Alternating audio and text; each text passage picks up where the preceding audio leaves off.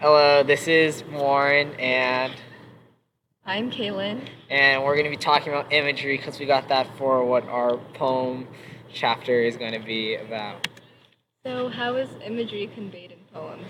An image may occur in a single word, a phrase, a sentence, or an entire poem. Imagery is easily explained through all of its images taken together rather than separate images. By dividing poems into a few images, it allows for any noun that refers to a visible object or a sensation or image, but this is to draw distinctions that in themselves mean little and to disassemble a single experience. Images don't cause a reader to experience a sense impression, but it gives them an occasion to imagine them. So, the first type of imagery is visual imagery. Visual imagery is a memory technique that utilizes the construction of mental images when learning new information in order to be able to better recall the information later or to invoke an image in the mind. This type of imagery only pertains to the sense of sight. Then we have auditory imagery. Auditory imagery is a form of mental imagery that is used to organize and analyze sounds when there are no external auditory stimulus present. This form of imagery is broken up into a couple of auditory modalities, such as verbal imagery or musical imagery. Auditory imagery pertains specifically to sound and plays a vital role in poems. The next one is tactile imagery. Tactile imagery relates to sense of touch. It is one of the 7 types of sensory images used to create description in writing. It specifically relates to touch through the purpose of feeling the environment, such as the ocean waves, for example. So, what is a haiku? Haiku means beginning verse in Japanese because it originated from a game. Players given a haiku were supposed to extend its 3 lines into a longer poem. Haiku mainly consists of imagery, but the imagery is not always only pictorial. It can also involve any of the 5 senses. Haiku are so short that they depend on imagery to trigger associations and responses in the read.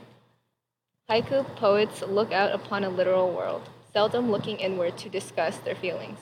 Haiku assume a view of the universe in which observer and nature are not separated. Japanese haiku.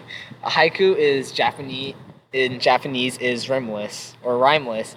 Its 17 syllables are traditionally arranged in 3 lines, usually following a pattern of 5, 7, and 5 syllables. Japanese haiku tend to be seasonal in subject, but because they are so highly compressed, they usually just imply season. Examples of a haiku include a blossom indicates spring, a crow on a branch indicates autumn, snow indicates winter.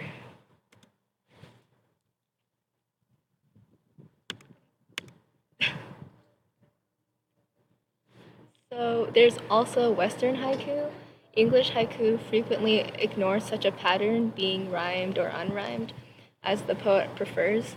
English haiku try to preserve the powerful way Japanese haiku capture the intensity of a particular moment, usually by linking to concrete images.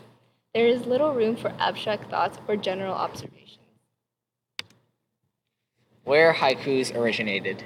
Haiku emerged in the 16th century Japan and soon developed into a deeply esteemed form. Even today, Japanese soldiers, stockbrokers, scientists, school children, and even the emperor still find occasion to pen haiku.